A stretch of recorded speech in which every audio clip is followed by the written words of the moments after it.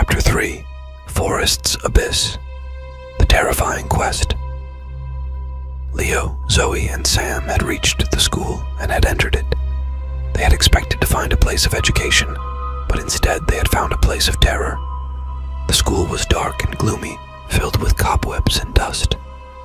The desks were overturned and broken, the books were torn and scattered, and the chalkboards were scratched and erased. The walls were covered with drawings and writings, some of which looked like blood. The air was heavy and oppressive, and the silence was eerie and unnatural. They had walked around the school, looking for anything interesting or unusual. They had found nothing but decay and desolation, and had been disappointed and bored.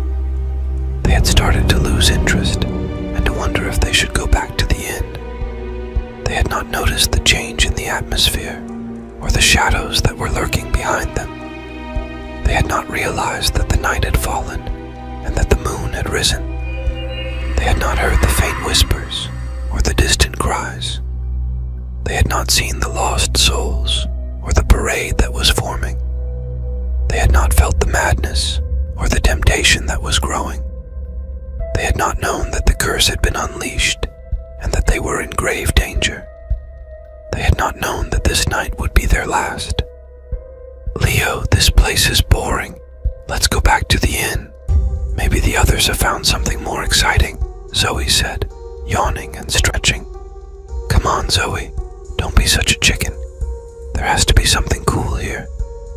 Maybe there's a secret passage, or a hidden treasure, or a ghost," Leo said, grinning and winking. "Or maybe there's nothing but dust and dirt. Leo, this is a waste of time. We've been here for an hour and we've found nothing. This curse is a hoax, and this village is a dump. Let's go back to the inn and have some fun," Zoe said, pouting and whining. Zoe, you're such a party pooper. Fine, let's go back to the inn. But first, let me take a picture of you in front of the library. It'll be a great souvenir," Leo said, taking out his camera and pointing it at Zoe. "Fine, whatever, but make it quick. I don't like it here. It's creepy and cold," Zoe said, walking towards the library and posing. Leo smiled and pressed the shutter button. He looked at the screen and gasped. He saw Zoe smiling and waving, but behind her, he saw something else. He saw a figure dressed in a white gown and a veil. He saw a face, pale and beautiful. He saw eyes, blue and sparkling. He saw a mouth, red and smiling. He saw hair, blonde and curly. He saw a hand holding a bouquet of flowers. "Leo, what's wrong? Why are you looking like that?" Zoe asked, turning around and following Leo's gaze. She gasped. The figure was real, and it was standing behind her. It was not a ghost, but a lost soul. It was one of the villagers who had been driven mad by the curse. It had followed the parade and had entered the school. It had seen Zoe and had decided to make her its bride. It had grabbed her and was about to kiss her. Zoe screamed and pushed the figure away and ran towards Leo. Leo dropped his camera and ran, trying to help Zoe. He reached her and hugged her. He looked at the figure and recognized her. It was Anna, his ex-girlfriend. She had died in a car accident a year ago. She had been buried in the village where her family lived. She had become a lost soul and had joined the parade. She had seen Leo and had decided to make him her groom. She had followed him and had found him. She had grabbed Zoe and was about to kill her. Leo and Zoe saw Anna and froze. They saw the lost soul and panicked. They saw the figure, the gown, and the veil. They saw the face, the eyes, and the mouth. They saw the hair, the hand, and the flowers. They saw the horror, the madness, and the temptation.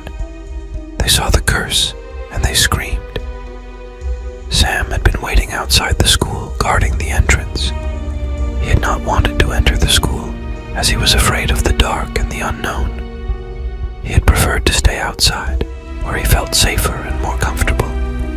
He had agreed to keep watch, and to to alert the others if he saw or heard anything suspicious. He had not seen or heard anything and had been bored and lonely. He had started to regret coming to the village and to wish he was back home. He had not noticed the change in the atmosphere or the shadows that were creeping behind him. He had not realized that the night had fallen and that the moon had risen. He had not heard the faint whispers or the distant cries. He had not seen the lost souls or the parade that was forming. He had not felt the madness or the temptation that was growing. He had not known that the curse had been unleashed and that he was in grave danger. He had not known that this night would be his last. "Sam, are you there? Come in, Sam. Over," a voice said from his walkie-talkie. Sam picked up the walkie-talkie and pressed the talk button. He recognized the voice. It was Jake, the leader of the group. He wondered what he wanted. "Sam, this is Jake. Do you copy?" "Over," Jake repeated. "Yes, Jake, I copy. What's up?" "Over," Sam replied. "Sam, listen to me. We're in trouble. There's something wrong with this village. There's something evil here. There's a curse. There's a parade. There's over," Jake said, his voice breaking and fading. "Jake, what are you talking about? What curse? What parade? What's going on?" "Over," Sam asked, confused and worried. "Sam, there's no time to explain. You have to get out of there. You have to run. You have to find the others. You have to escape. You have to... Over," Jake said, his voice becoming a scream. Jake, calm down. Where are you? What's happening? Are you okay?" "Over," Sam asked, scared and nervous. "Sam, I'm not okay. I'm not okay. I'm not okay. I'm not okay. I'm not okay. I'm not okay. I'm not okay. I'm not okay. I'm not okay. I'm not okay. I'm not okay. I'm not okay. I'm not okay. I'm not okay. I'm not okay. Over," Jake said, his voice becoming a chant. Jake, stop it. Stop it. Stop it. Stop it. Stop it. Stop it. Stop it. Stop it.